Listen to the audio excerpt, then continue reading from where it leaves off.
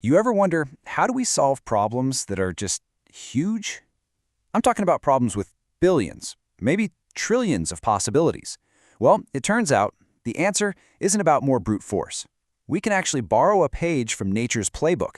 So let's just dive right in with the big question. I mean, think about it. How would you design the perfect jet engine? Or figure out the single best route for 1,000 delivery trucks all at once in a massive city? The number of combinations is just astronomical.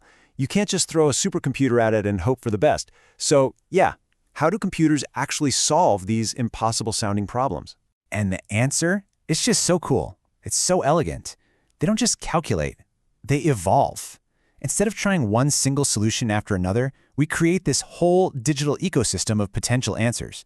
We let them compete, we let them breed, and mutate over generations until the very best one just naturally rises to the top. We literally let the solution evolve. Okay, so to really get how this works, we've got to build our own little digital gene pool. This is the foundation for the whole process. And, just like in nature, it all boils down to two key ingredients. First up, you need a population, right? You don't start with just one guess. No, you start with a whole bunch of them, maybe hundreds, maybe thousands. You can think of each potential solution as its own little digital creature, and its code, well, that's its chromosome. Okay, so we have all these digital creatures running around, but how do we know which ones are any good? That's where the fitness function comes in. This is super important. It's basically the judge. It's a piece of code that looks at every single solution and gives it a score based on how well it does the job. A higher score, a fitter solution. Simple as that. All right, now we have a population, and we have scores for everybody. This is where we get to the fun part. It's time to apply the most famous rule in all of evolution, survival of the fittest. We've got to figure out a way to pick the best of the best so they can pass their awesome traits on to the next generation. Now, you might think selection is just one thing, but it actually happens at two really critical moments. First, there's parent selection. That's where we choose who gets to, reproduce. And then there's survivor selection, where we look at the old generation and the new one and decide who makes the cut to live on. But hold on, there's a huge trap here, a major pitfall. If you're not careful, one solution that's just kind of good, good but not great, can get so dominant so early on that it just completely takes over and wipes out all the competition. This is a classic problem called premature convergence, and it's a disaster because it kills the diversity you absolutely need to find the best possible answer. So, one of the classic ways to pick parents is called the roulette wheel. It's exactly what it sounds like. Picture a casino roulette wheel, but instead of numbers, each slice belongs to one of our solutions. The fitter a solution is, the bigger its slice of the pie. Then you just spin the wheel. Wherever it lands, that's your parent. The logic makes sense, right? Better solutions get more spins, more chances to pass on their genes. But here's the dark side of that roulette wheel. Look at this example. We've got one super fit individual that's hogging 80% of the entire wheel. It's practically guaranteed to be picked again, and again, and again. Meanwhile, all those other solutions, the weaker ones, they might have some really interesting, unique genetic code, but they barely even get a chance. This is premature convergence in action. Okay, so if using the raw score is that risky, what's the alternative? What if we changed the rules? What if we stopped caring about how much better one solution is than another, and instead we just cared about its rank? Who's in first place, who's in second, and so on. And that idea leads us to a much, much better method. Tournament selection. It's super simple. You just grab a handful of solutions at random from the population, put them in a little mini tournament, and have them compete. The one with the highest fitness in that small group, it wins. It becomes a parent. That's it. It's simple, it's fast, and it works really, really well. So let's just break that down.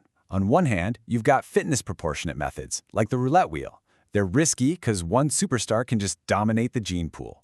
On the other hand, you have ordinal-based methods, like our little tournament. They totally avoid that problem by focusing on rank, which keeps diversity alive and, bonus, is usually way faster. Okay, so that's the theory. But what does this actually look like when the code is running? Let's roll up our sleeves and walk through one full evolutionary cycle step by step. All right, here's our practice problem. It's super simple. The goal is to find the number between 0 and 31 that gives you the biggest value when you square it. Now, we know the answer is 31, right? 31 squared is the biggest. But the algorithm has no idea. All it sees are these 5-bit binary strings. It's going to use selection, crossover, and mutation to try and figure it out on its own.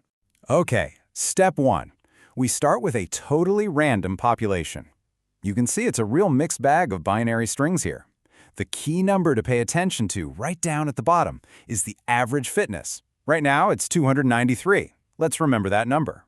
All right, next up, we select some parents. In this case, it looks like individuals 2 and 4 got picked because of their good fitness scores.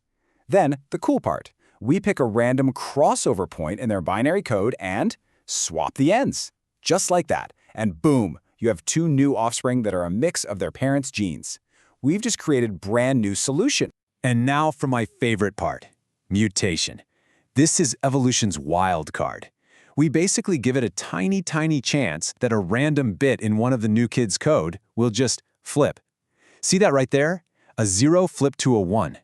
That one tiny random change just created a solution that was impossible to make just by mixing the parents.